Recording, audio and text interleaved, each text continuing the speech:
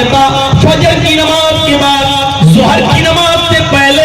میرے بھائیوں آپ پانی کے پیالے میں اپنا ہاتھ ڈالتے جاتے تھے اور پانی کے چھینٹے اپنے جسم پر ملتے جاتے تھے اور کہتے جاتے تھے اِنَّ لِلْمَوْتِ سَكَرَاتٍ اِنَّ لِلْمَوْتِ سَكَرَاتٍ اِنَّ لِلْمَوْتِ سَكَرَاتٍ موت کے لیے بڑی بےچینیاں ہیں، موت کے لیے بڑی تکلیفیں ہیں، موت کے لیے بڑی پریشانیاں ہیں۔ حضرت فاطمہ نے جب اپنے باپ کو یہ چیختے ہوئے دیکھا کہ اِنَّ لِلْمَوْتِ سَكَرَاتٍ موت کے لیے بڑی بےچینیاں ہیں تو وہ بھی چیخ پڑی وَاقَرْ بَابَتَو، ہائے میرے ابو کی تکلیف، ہائے میرے ابو کی پریشانی، ہائے میرے ابو کی تکلیف۔ نبی اکرم صلی اللہ علیہ وسلم کو بھی اس دور سے گزرنا پڑا۔ ہم اور آپ کہاں ہیں؟ کتنی آسانی کے ساتھ انسان اس چیز کو بھول جاتا ہے، کتنی آسانی کے ساتھ،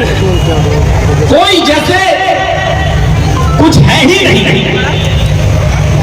روزانہ ہم مٹی دیتے ہیں، روزانہ قبرستان جاتے ہیں، نہیں جاتے تو گزرتے ہیں قبرستان کے پاس سے، ہم دیتے ہیں میرے بھائیوں، مٹی بھی دیتے ہیں لیکن احساس نہیں ہوتا کہ ہمارا اصل گھر یہی ہے، ہمیں اسی جگہ پر آنا ہے۔ ارے ہم سے اور آپ سے تو لاکھ گنا بہتر وہ سکندر بادشاہ تھا جو 6 مہینے حکومت کیا کرتا تھا اور 6 مہینے جنگل میں ٹوٹی اور پھوٹی ہوئی قبر کے پاس بیٹھ کر ہڈیوں کو اٹھا کر روتا تھا اور کہتا تھا اے ہڈیوں کل تم میرے جیسی تھی اور کل میں تمہارے جیسا ہو جاؤں گا، اے ہڈیوں کل تم میری طرح تھی اور کل میں تمہارے جیسا ہو جاؤں گا، اے ہڈیوں کل تم میرے جیسے تھی اور کل میں تمہارے جیسا ہو جاؤں گا۔ وہ یہ کہہ کر اپنی موت کو یاد کیا کرتا تھا۔ جب 6 مہینے وہ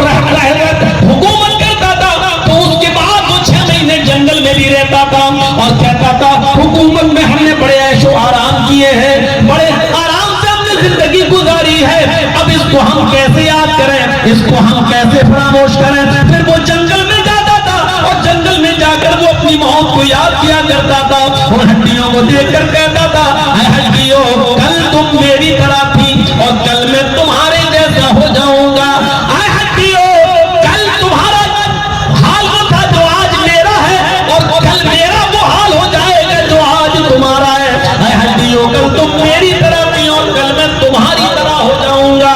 یہ کہہ کر وہ اپنی موت کو یاد کیا کرتا تھا تاکہ جب کل ہم پھر خلافت کی کرسی پر بیٹھے حکومت چلائیں تو کم سے کم ہم لوگوں کے ساتھ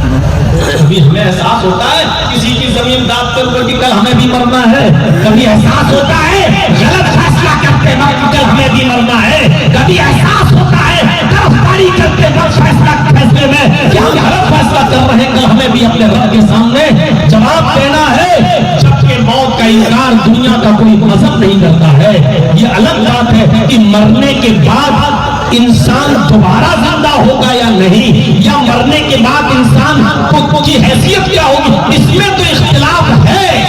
عیسائیوں کا اور یہودیوں کا اور مسلمانوں کا عقیدہ ہے کہ انسان دوبارہ زندہ ہوگا، لیکن ہندو بھائی یہ کہتے ہیں کہ نہیں، مرنے کے بعد انسان اپنے عمل کے مطابق دوسرا جنم پائے گا، کبھی کتا، کبھی بلی، کبھی سور، کبھی بندر، کبھی چھچودر، کبھی چوہا، یہ سب اس کو اس کے اعمال کے مطابق یہ آواز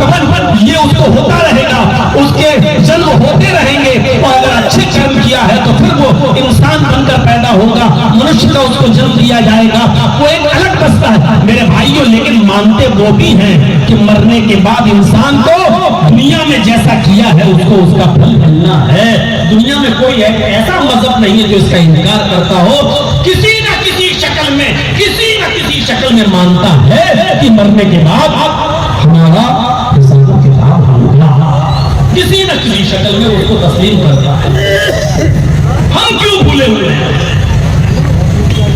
ہم کیسے فراموش کر جاتے ہیں؟